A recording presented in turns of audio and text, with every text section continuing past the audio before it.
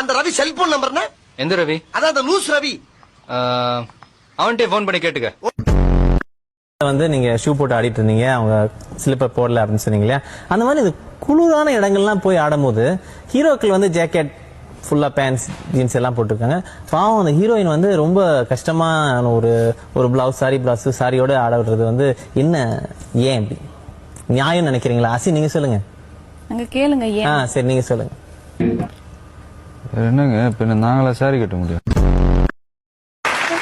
Sir இங்க இருக்கிறதுல யார் உங்களோட close friend? Director Vijay sir, Amala Paul ma'am, G V Prakash, யார் உங்களோட க்ளோஸ் ஃப்ரெண்ட்? அது தெரிஞ்சு இப்ப நீ என்ன பண்ண போற?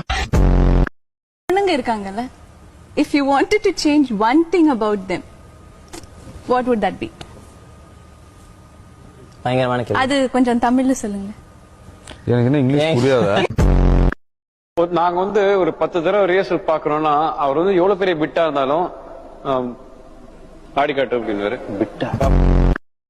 ஒரு படத்துக்கு ஆடம்ஸ் மாதிரி பண்ணும் அப்படின்னு என்னைக்காவது ட்ரை பண்ணிருக்கீங்களா, நினைச்சிருக்கீங்களா? இல்ல, இது வரைக்கும் இல்ல, இனிமேலும் இல்ல. கண்டிப்பா நீங்க டைரக்ட் பண்ணீங்கன்னா அசின் கண்டிப்பா நடிப்பீங்கல்ல? தெரியல, அவங்க சல்மான் கான்.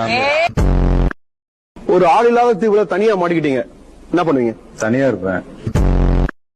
அரசியல் எல்லாரும் மறக்காம ஓட்டு போடும்.